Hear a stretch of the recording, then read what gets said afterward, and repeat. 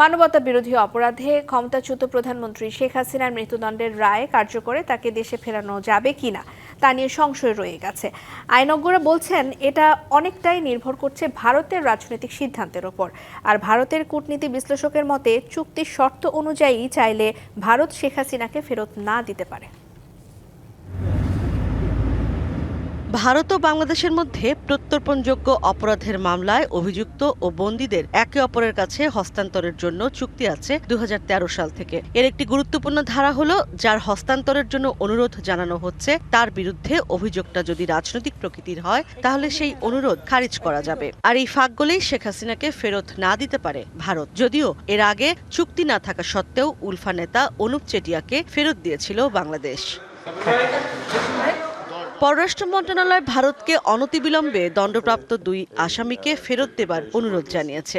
ভারতে অবশ্যই চিঠি যাবে, কারণ আমাদের অবস্থানের সাথে আমরা অফিসিয়ালি ভারতকে জানাবো। বন্দী প্রত্যর্পণ চুক্তির সীমাবদ্ধতাকে বড় করে দেখতে রাজি নন আপিল বিভাগের অবসরপ্রাপ্ত বিচারপতি এম এ মতিন। তিনি বলছেন, রাজনৈতিক সদিচ্ছার কথা।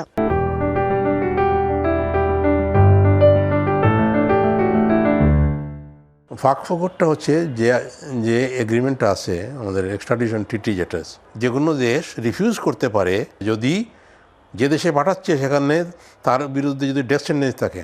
তো এটার বেসিসটা হচ্ছে ওই যে রোম স্ট্যাটিউটটা। আমাদের একটা স্ট্রং পয়েন্ট হবে, লিগেল পয়েন্ট হবে, অনুপের সাথে আমরা যে ব্যবহার করছি ওইটা করতে পারে। আমাদের সাথে ভালো ব্যবহার রাখলে তারা এই আইনের এই তর্কে যাবে না। গুডউইল, তার ইচ্ছা, সদিচ্ছা, না, এটা কোনো রাজনীতি না, এটা হচ্ছে crime against humanity. Sheikh Hasina committed 1 count of crime। তবে চুক্তির আওতায় শেখ হাসিনাকে ফেরানো যাবে সেই সম্ভাবনা কার্যত নেই বলেই মনে করছেন দিল্লির বিশেষজ্ঞ।